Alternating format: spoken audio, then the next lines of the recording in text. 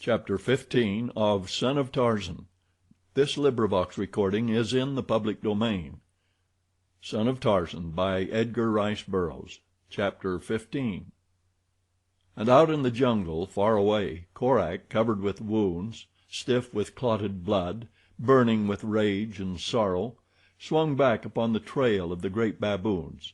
He had not found them where he had last seen them, nor in any of their usual haunts, but he sought them along the well-marked spoor they had left behind them, and at last he overtook them. When first he came upon them they were moving slowly but steadily southward in one of those periodic migrations, the reasons for which the baboon himself is best able to explain. At sight of the white warrior who came upon them from downwind, the herd halted in response to the warning cry of the sentinel that had discovered him. There was much growling and muttering, much stiff-legged circling on the part of the bulls. The mothers, in nervous, high-pitched tones, called their young to their sides, and with them moved to safety behind their lords and masters. Korak called aloud to the king, who, at the familiar voice, advanced slowly, warily, and still stiff-legged. He must have the confirmatory evidence of his nose before venturing to rely too implicitly upon the testimony of his ears and eyes. Korak stood perfectly still. To have advanced then might have precipitated an immediate attack, or as easily a panic of flight. Wild beasts are creatures of nerves. It is a relatively simple thing to throw them into a species of hysteria which may induce either a mania for murder or symptoms of apparent abject cowardice. It is a question, however, if a wild animal ever is actually a coward. The king baboon approached Korak. He walked around him in an ever-decreasing circle, growling, grunting, sniffing. Korak spoke to him. "I am Korak," he said. "I opened the cage that held you. I saved you from the Tarmangani. I am Korak, the killer. I am your friend." "Ah," grunted the king. "Yes, you are Korak. My ears told me that you were Korak. My eyes told me that you were Korak. Now my nose tells me that you are Korak. My nose is never wrong. I am your friend. Come, we shall hunt together." "Korak cannot hunt now," replied the ape-man. "The Gomangani have stolen Meriem. They have tied her in their village. They will not let her go. Korak alone was unable to set her free. Korak set you free. Now will you bring your people and set Korak's Meriem free?" "The Gomangani have many sharp sticks which they throw. They pierce the bodies of my people. They kill us. The Gomangani are bad people. They will kill us all if we enter their village." "The Tarmangani have sticks that make a loud noise and kill at a great distance," replied Korak. "They had these when Korak set you free from their trap. If Korak had run away from them you would now be a prisoner among the Tarmangani." The baboon scratched his head. In a rough circle about him and the ape-man squatted the bulls of his herd. They blinked their eyes, shouldered one another about for more advantageous positions, scratched in the rotting vegetation upon the chance of unearthing a toothsome worm, or sat listlessly eyeing their king and the strange Mangani, who called himself thus but who more closely resembled the hated Tarmangani. The king looked at some of the older of his subjects as though inviting suggestion. "We are too few," grunted one. "There are the baboons of the hill country," suggested another. "They are as many as the leaves of the forest. They too hate the Gomangani. They love to fight. They are very savage. Let us ask them to accompany us. Then can we kill all the Gomangani in the jungle." He rose and growled horribly, bristling his stiff hair. "That is the way to talk," cried the killer. "But we do not need the baboons of the hill country. We are enough. It will take a long time to fetch them. Meriem may be dead and eaten before we could free her. Let us set out at once for the village of the Gomangani. If we travel very fast it will not take long to reach it. Then, all at the same time, we can charge into the village, growling and barking. The Gomangani will be very frightened and will run away. While they are gone we can seize Meriem and carry her off. We do not have to kill or be killed. All that Korak wishes is his Meriem." "We are too few," croaked the old ape again. "Yes, we are too few," echoed others. Korak could not persuade them. They would help him gladly, but they must do it their own way, and that meant enlisting the services of their kinsmen and allies of the hill country. So Korak was forced to give in. All he could do for the present was to urge them to haste, and at his suggestion the king baboon, with a dozen of his mightiest bulls, agreed to go to the hill country with Korak, leaving the balance of the herd behind. Once enlisted in the adventure, the baboons became quite enthusiastic about it. The delegation set off immediately. They traveled swiftly, but the ape-man found no difficulty in keeping up with them. They made a tremendous racket as they passed through the trees in an endeavor to suggest to enemies in their front that a great herd was approaching, for when the baboons travel in large number there is no jungle creature who cares to molest them. When the nature of the country required much travel upon the level and the distance between trees was great, they moved silently, knowing that the lion and the leopard would not be fooled by noise when they could see plainly for themselves that only a handful of baboons were on the trail. For 2 days the party raced through the savage country, passing out of the dense jungle into an open plain, and across this to timbered mountain slopes. Here Korak never before had been. It was a new country to him, and the change from the monotony of the circumscribed view in the jungle was pleasing. But he had little desire to enjoy the beauties of nature at this time. Meriem, his Meriem, was in danger. Until she was freed and returned to him, he had little thought for aught else. Once in the forest that clothed the mountain slopes, the baboons advanced more slowly. Constantly they gave tongue to a plaintive note of calling. Then would follow silence while they listened. At last, faintly, from the distance straight ahead came an answer.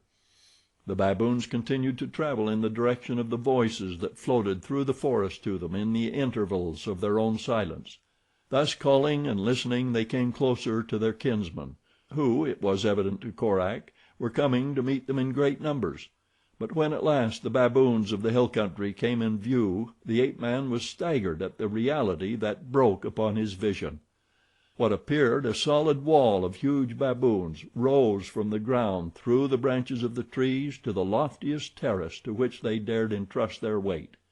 Slowly they were approaching, voicing their weird, plaintive call, and behind them, as far as Korak's eyes could pierce the verdure, rose solid walls of their fellows, treading close upon their heels. There were thousands of them. The ape-man could not but think of the fate of his little party should some untoward incident arouse even momentarily the rage of fear of a single one of all these thousands. But nothing such befell. The two kings approached one another, as was their custom, with much sniffing and bristling. They satisfied themselves of each other's identity. Then each scratched the other's back. After a moment they spoke together. Korak's friend explained the nature of their visit, and for the first time Korak showed himself. He had been hiding behind a bush. The excitement among the hill baboons was intense at sight of him. For a moment Korak feared that he should be torn to pieces, but his fear was for Meriem. Should he die, there would be none to succor her. The two kings, however, managed to quiet the multitude, and Korak was permitted to approach. Slowly the hill baboons came closer to him. They sniffed at him from every angle. When he spoke to them in their own tongue they were filled with wonder and delight. They talked to him and listened while he spoke. He told them of Meriem and of their life in the jungle, where they were the friends of all the ape folk from little Manu to Mangani the great ape. "The Gomangani who are keeping Meriem from me are no friends of yours," he said. "They kill you. The baboons of the low country are too few to go against them. They tell me that you are very many and very brave, that your numbers are as the numbers of the grasses upon the plains or the leaves within the forest, and that even Tantor, the elephant, fears you, so brave you are. They told me that you would be happy to accompany us to the village of the Gomangani and punish these bad people, while I, Korak, the killer, carry away my Meriem." The king ape puffed out his chest and strutted about, very stiff-legged indeed. So also did many of the other great bulls of his nation. They were pleased and flattered by the words of the strange Tarmangani, who called himself Mangani and spoke the language of the hairy progenitors of man. "Yes," said one, "we of the hill country are mighty fighters. Tantor fears us, Numa fears us, Sheeta fears us. The Gomangani of the hill country are glad to pass us by in peace. I, for one, will come with you to the village of the Gomangani of the low places. I am the king's first he-child. Alone can I kill all the Gomangani of the low country." And he swelled his chest and strutted proudly back and forth until the itching back of a comrade commanded his industrious attention. "I am Goob," cried another. "My fighting fangs are long, they are sharp. They are strong. Into the soft flesh of many a Gomangani have they been buried. Alone I slew the sister of Sheeta. Goob will go to the low country with you and kill so many of the Gomangani that there will be none left to count the dead." And then he too strutted and pranced before the admiring eyes of the shes and the young. Korak looked at the king questioningly. "Your bulls are very brave," he said, "but braver than any is the king." Thus addressed, the shaggy bull, still in his prime, else he had been no longer king, growled ferociously. The forest echoed to his lusty challenges. The little baboons clutched fearfully at their mothers' hairy necks. The bulls, electrified, leaped high in air and took up the roaring challenge of their king. The din was terrific.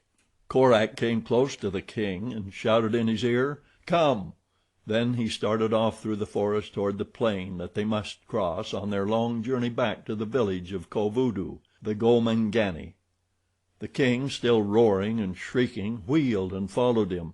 In their wake came the handful of low country baboons and the thousands of the hill clan, savage, wiry, dog-like creatures, athirst for blood. And so they came, upon the second day, to the village of Kovudoo. It was mid-afternoon. The village was sunk in the quiet of the great equatorial sun heat. The mighty herd traveled quietly now. Beneath the thousands of padded feet, the forest gave forth no greater sound than might have been produced by the increased soughing of a stronger breeze through the leafy branches of the trees. Korak and the two kings were in the lead. Close beside the village they halted until the stragglers had closed up. Now utter silence reigned. Korak, creeping stealthily, entered the tree that overhung the palisade. He glanced behind him. The pack were close upon his heels. The time had come. He had warned them continuously during the long march that no harm must befall the white she who lay a prisoner within the village. All others were their legitimate prey. Then, raising his face toward the sky, he gave voice to a single cry. It was the signal. In response, 3,000 hairy bulls leaped screaming and barking into the village of the terrified blacks. Warriors poured from every hut. Mothers gathered their babies in their arms and fled toward the gates as they saw the horrid horde pouring into the village street. Kovudoo marshaled his fighting men about him, and leaping and yelling to arouse their courage, offered a bristling spear-tipped front to the charging horde. Korak, as he had led the march, led the charge. The blacks were struck with horror and dismay at the sight of this white-skinned youth at the head of a pack of hideous baboons. For an instant they held their ground, hurling their spears once at the advancing multitude, but before they could fit arrows to their bows they wavered, gave, and turned in terrified rout. Into their ranks, upon their backs, sinking strong fangs into the muscles of their necks, sprang the baboons, and first among them, most ferocious, most bloodthirsty, most terrible, was Korak, the killer. At the village gates, through which the blacks poured in panic, Korak left them to the tender mercies of his allies and turned himself eagerly toward the hut in which Meriem had been a prisoner. It was empty. One after another the filthy interiors revealed the same disheartening fact. Meriem was in none of them. That she had not been taken by the blacks in their flight from the village Korak knew, for he had watched carefully for a glimpse of her among the fugitives. To the mind of the ape man, knowing as he did the proclivities of the savages, there was but a single explanation. Meriem had been killed and eaten. With the conviction that Meriem was dead, there surged through Korak's brain a wave of blood-red rage against those he believed to be her murderer. In the distance he could hear the snarling of the baboons mixed with the screams of their victims, and towards this he made his way. When he came upon them, the baboons had commenced to tire of the sport of battle, and the blacks in a little knot were making a new stand, using their knob sticks effectively upon the few bulls who still persisted in attacking them. Among these broke Korak from the branches of a tree above them. Swift, relentless, terrible, he hurled himself upon the savage warriors of Kovudoo. Blind fury possessed him. Too, it protected him by its very ferocity. Like a wounded lioness he was here, there, everywhere, striking terrific blows with hard fists and with the precision and timeliness of the trained fighter. Again and again he buried his teeth in the flesh of a foeman. He was upon one and gone again to another before an effective blow could be dealt him. Yet, though great was the weight of his execution in determining the result of the combat, it was outweighed by the terror which he inspired in the simple, superstitious minds of his foemen. To them this white warrior who consorted with the great apes and the fierce baboons, who growled and snarled and snapped like a beast, was not human. He was a demon of the forest, a fearsome god of evil whom they had offended, and who had come out of his lair deep in the jungle to punish them. And because of this belief, there were many who offered but little defense, feeling as they did the futility of pitting their puny mortal strength against that of a deity. Those who could fled, until at last there were no more to pay the penalty for a deed which, while not beyond them, they were nevertheless not guilty of. Panting and bloody, Korak paused for want of further victims. The baboons gathered about him, sated themselves with blood and battle. They lolled upon the ground, fagged. In the distance Kovudoo was gathering his scattered tribesmen and taking account of injuries and losses. His people were panic-stricken. Nothing could prevail upon them to remain longer in this country. They would not even return to the village for their belongings. Instead, they insisted upon continuing their flight until they had put many miles between themselves and the stamping ground of the demon who had so bitterly attacked them. And thus it befell that Korak drove from their homes the only people who might have aided him in search for Meriem, and cut off the only connecting link between him and her, from whomsoever might come in search of him from the douar of the kindly Bwana who had befriended his little jungle sweetheart. It was a sour and savage Korak who bade farewell to his baboon allies upon the following morning. They wished him to accompany him, but the ape-man had no heart for the society of any. Jungle life had encouraged taciturnity in him. His sorrow had deepened this to a sullen moroseness that could not brook even the savage companionship of the ill-natured baboons. Brooding and despondent, he took his solitary way into the deepest jungle. He moved along the ground when he knew that Numa was abroad and hungry. He took to the same trees that harbored Sheeta, the panther. He courted death in 100 ways and 100 forms.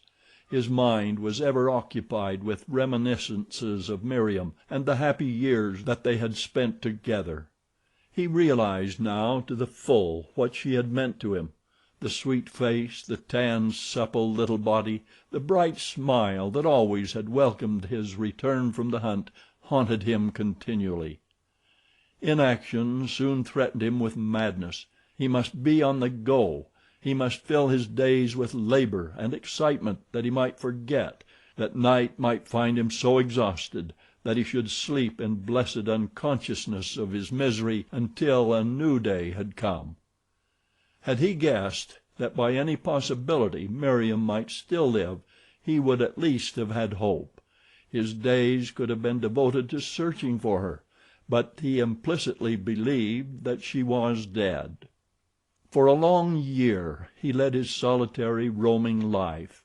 Occasionally he fell in with Akut and his tribe, hunting with them for a day or two, or he might travel to the hill country where the baboons had come to accept him as a matter of course; but most of all was he with Tantor, the elephant, the great gray battleship of the jungle, the super dreadnought of his savage world.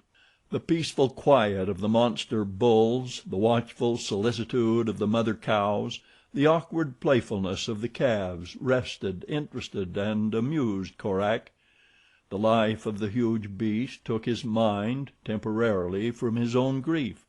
He came to love them as he loved not even the great apes, and there was one gigantic tusker in particular of which he was very fond, the lord of the herd, a savage beast that was wont to charge a stranger upon the slightest provocation, or upon no provocation whatsoever. And to Korak this mountain of destruction was docile and affectionate as a lap dog. He came when Korak called. He wound his trunk about the ape man's body and lifted him to his broad neck in response to a gesture, and there would Korak lie at full length, kicking his toes affectionately into the thick hide and brushing the flies from about the tender ears of his colossal chum with a leafy branch torn from a nearby tree by Tantor for the purpose. And all the while Meriem was scarce 100 miles away. End of chapter 15.